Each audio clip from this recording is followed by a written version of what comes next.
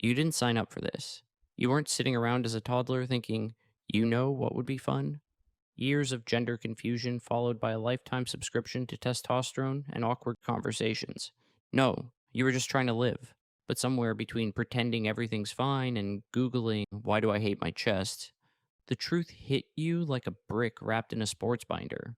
You're a trans man. Surprise. And congratulations, because society has no idea what to do with you.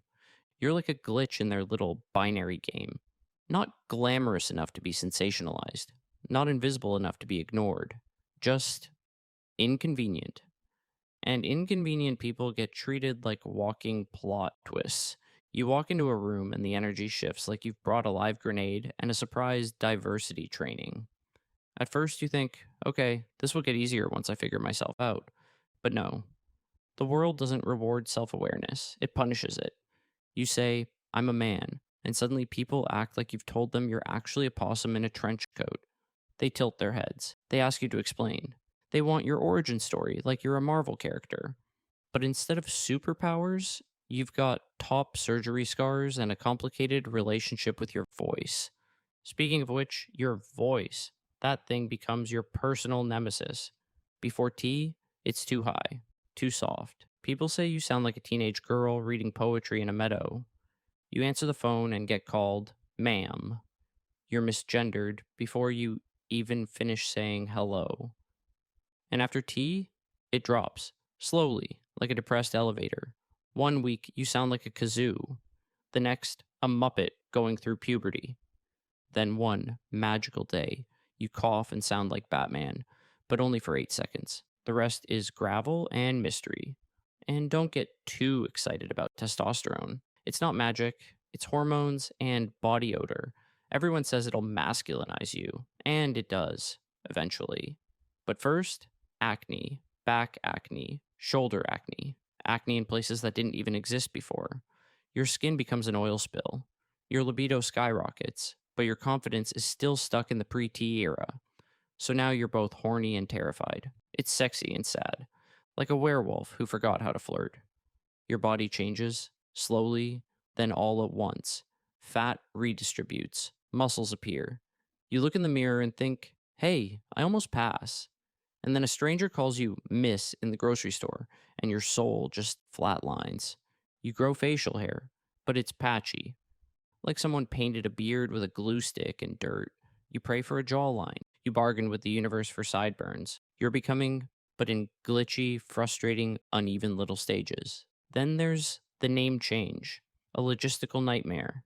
You pick the perfect name, the one that feels like you, and then you have to prove it to the courts, to your bank, to Brenda in HR who keeps calling you young lady and says, it's just hard to adjust. Hard to adjust? Ma'am, I've been adjusting since puberty betrayed me. You think you're confused? Government forms, an obstacle course. Your ID says one thing, your face says another, and TSA says, step aside for a pat down. You get flagged like you're smuggling secrets in your binder. You try to explain, but there's no checkbox for trans man just trying to catch a flight without crying in front of strangers. And the binder. Let's talk about that modern day torture device. It flattens your chest, sure, but it also flattens your will to live. You can't breathe, you can't bend, you can't exist comfortably. But without it, you're misgendered faster than you can say top surgery consultation. So you wear it every day, in the heat, at work, at family functions. You pretend it's fine while your ribs scream like a haunted violin. Top surgery is a dream, a goal, a countdown. But until then, you navigate a body that feels like a prank. You shower in the dark. You layer clothes like an insecure onion. You avoid pools, beaches, changing rooms, and any place where your body might be a topic. Because when you're a trans man, your body isn't yours anymore. It's public property, a discussion, a curiosity, a debate, and oh boy, the questions. Everyone has them. Did you always know? What's your real name? Do you have a penis now? You could be at a funeral and someone would still find a way to ask about your genitals between eulogies. You say you're a man, and suddenly it's everyone's business how your pants work. You just wanted to mourn Aunt Carol. Now you're explaining bottom surgery to someone holding a cheese plate. Bathrooms, war zones. You walk in, and suddenly it's a socio political crisis. You just want to pee. That's it. But the second you step into a men's room, someone gives you a double take like they're trying to solve a puzzle. If you go into the women's room, someone gasps. You don't belong anywhere. You hover between stall doors like a haunted bathroom ghost just trying to survive. Even when you pass, when you finally get called sir without flinching, there's a weird emptiness because passing doesn't erase the years you didn't. It doesn't erase the trauma, the dysphoria, the tiny deaths you've lived through. It just adds a new layer stealth. Now you're a secret. You carry your past like contraband. You nod along to transphobic jokes. You fake laugh at locker room talk. You disappear to stay safe. And if you don't pass, you're stuck in limbo, not feminine enough to be seen as a woman, not masculine enough to be seen as a man, just floating in the uncanny valley of gender, where everyone looks at you like you're a riddle wrapped in a flannel shirt. You say, I'm a guy, and people say, Are you sure? Like you forgot to double check your gender before leaving the house.